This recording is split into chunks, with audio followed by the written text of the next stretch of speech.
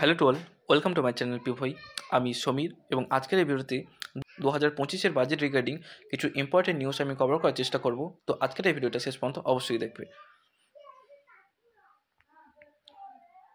আমরা প্রথম নিউজটা দেখতে পাই যে রেলওয়ে সেক্টর নিয়ে, যে রেলওয়ে মিনিস্টার কি অ্যানাউন্স করেছে যে 2025-এ যে বাজেটটা আমাদের প্রেস হবে, ওকে, সেই বাজেটের মধ্যে আমাদের রেলওয়ে সেক্টর যতটা অ্যামাউন্ট পাবে তার 76% উইথিন এ 9 মান্থের মধ্যে তারা ইউটিলাইজ করবে। কিসের ওপর? স্টকের ওপর এবং সেফটি মেজারমেন্টের ওপর। ওকে, যদি এরা স্টকের ওপর এবং সেফটি মেজারমেন্টের উপর যদি তারা 76% অ্যামাউন্ট যদি 9 মান্থের মধ্যে যদি তারা ইউটিলাইজ করে দেয়, তাহলে আমাদের রেলওয়ে সেক্টরের মধ্যে একটা বুস্ট আমরা দেখতে পারি। ওকে, এবং আমাদের রেলওয়ে কিছু স্টক যেমন Indian railway finance corporation, IRCTC, Rail Vikas Nigam এবং তোমার কন্টেনার কর্পোরেশন অফ লিমিটেড এবং আয়রন ইন্টারন্যাশনাল লিমিটেডের একটা যে সমস্ত স্টকগুলো আছে সেই সমস্ত স্টকের মধ্যে একটা বুস্ট লক্ষ্য করা যেতে পারে। তো তোমরা এই সমস্ত স্টকগুলোকে একটু ওয়াচ লিস্টের মধ্যে অ্যাড করে রাখতে পারো। ওকে, পরবর্তী নিউজে আমরা চলে যাই। যে পরবর্তী নিউজটা হচ্ছে আমাদের জেমস জুয়েলারি সেক্টরের উপর। ওকে, তো আমাদের 2025-এর যে বাজেটটা প্রেস হবে সেখানে আমাদের দেখতে পাওয়া যাচ্ছে যে 1% জিএসটি। ওকে, যে জেমস জুয়েলারি সেক্টরের মধ্যে যে জিএসটি লাগে তার 1% আমাদের কি হবে, রিডিউস হতে পারে।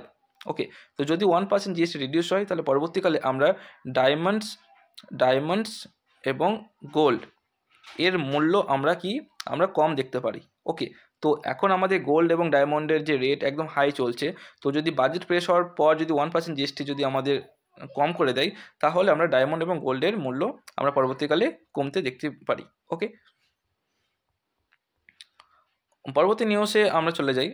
পরবর্তী নিউজটা হচ্ছে যে 2025-এর বাজেটে ট্যাক্স সিজন নিয়ে। ওকে, তো ট্যাক্স সিজনে খুব একটা চেঞ্জেস আসেনি বললেই চলে, বাট মিডিল ক্লাস ফ্যামিলির পক্ষে একটা পজিটিভ নিউজ হতে চলেছে। ওকে, কীরকম? দেখো, আমরা সাধারণত যে সমস্ত ট্যাক্স পে করি এখন, ওকে, অ্যাজ এ 2024 বাজেট অনুসারে যাদের ইনকাম 2.5 লাখ পর্যন্ত তাদের ট্যাক্স দিতে পে করতে হয় না, এবং যাদের ইনকাম 2.5 লাখ থেকে 5 লাখ তাদেরকে 5% পে করতে হয়, এবং যাদের ইনকাম 5 লাখ থেকে 10 লাখের মধ্যে 5 লাখ থেকে 10 লাখের মধ্যে তাদেরকে 20% পে করতে হয়, এবং যাদের মোর দ্যান 10 লাখ প্লাস তাদেরকে 30% আপ টু পে করতে হয়। ওকে, বাট নতুন যে ট্যাক্স সিস্টেমটা আসবে সেখানে কি বলা হয়েছে যে যাদের ইনকাম আপ টু 3 লাখ পর্যন্ত, যাদের ইনকাম 3 লাখের মধ্যেই, তাদেরকে কোনো রকমের ট্যাক্স পে করতে হবে না।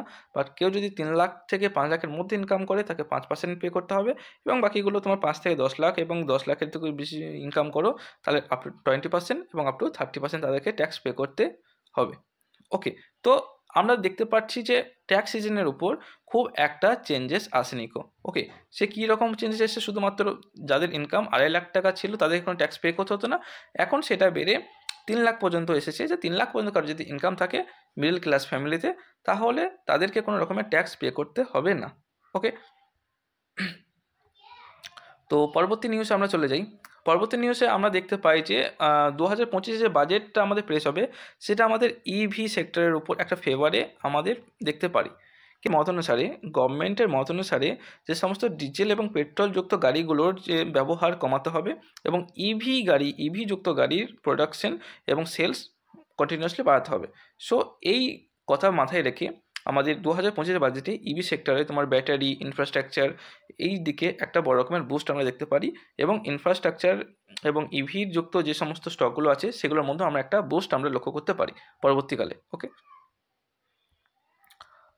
পরবর্তী নিউজ আমরা দেখতে পাই কি, নির্মলা সীতারামন, ওকে, যিনি আমাদের ফাইন্যান্সিয়াল মিনিস্টার, তিনি প্রি বাজেট মিটিং করেছেন কিছু কিছু সেক্টরের সঙ্গে। ওকে, 25-এর বাজেটে আমরা আরবান ডেভেলপমেন্ট সেক্টর এবং এনার্জি সেক্টর এবং ইনফ্রাস্ট্রাকচার সেক্টরের উপর একটা বুস্ট আমরা যে সমস্ত স্টকগুলো আছে সেই সমস্ত স্টকগুলোর উপর একটা বুস্ট আমরা দেখতে পারি। ওকে, কারণ বেসিক্যালি আমাদের যে নির্মলা সীতারামন যে বাজেটের মধ্যে তিনি কিছু কিছু জিনিস ক্লিয়ারলিভাবে বলে দিয়েছেন যে ইনফ্রাস্ট্রাকচার এবং এনার্জি সেক্টর এবং তোমার আরবান ডেভেলপমেন্ট সেক্টরকে একটা সবথেকে মেন প্রায়োরিটির মধ্যে রাখবে, এবং প্রায়োরিটির মধ্যে রাখার ফলে সেই সমস্ত স্টকগুলো যেগুলো আছে সেগুলো বুস্ট হওয়ার একটা চান্স থাকতে পারে।